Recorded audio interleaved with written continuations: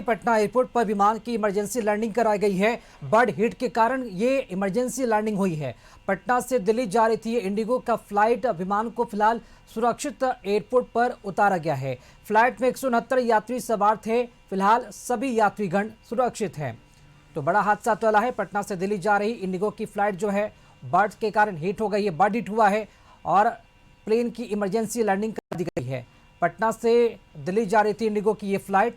विमान को सुरक्षित एयरपोर्ट पर उतारा गया है और इस फ्लाइट में जो जानकारी मिल रही कि 169 यात्रीगण सवार थे। सभी यात्री सुरक्षित हैं। तो बर्ड हिट के कारण एक प्लेन की इमरजेंसी लैंडिंग कराई गई है। एयरपोर्ट पर विमान की इमरजेंसी लैंडिंग हुई है।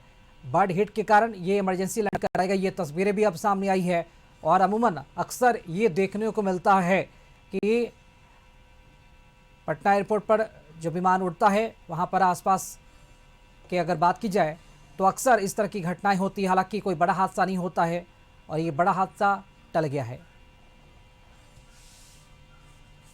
009 जो पटना से दिल्ली 8:30 में जाने वाली थी, उसकी इमरजेंसी लैंडिंग कराई गई है पटना एयरपोर्ट पे।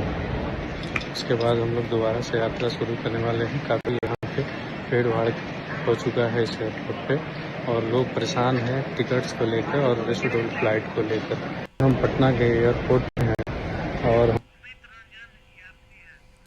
और चलिए इसी खबर पर अधिक बातचीत करने के लिए हमारे साथ इंडिगो फ्लाइट के एक यात्री हैं सुमित रंजन इस वक्त हमारे साथ फोन लाइन से जुड़े हैं। सुमित जी, पटना से दिल्ली जा रही इंडिगो फ्लाइट बर्ड हिट हुई है। हालांकि इमरजेंसी लैंडिंग कराई गई है। जानना चाहेंगे क्या आपके पास पूरी जानकारी मिल पाई है? माहौल कैसा था उस वक्त जब यात्रियों आप लोगों को पता चला कि बर्ड हिट हुई है और प्लेन वहीं पर पटना एयरपोर्ट पर इमरजेंसी लैंडिंग कराई जा रही है?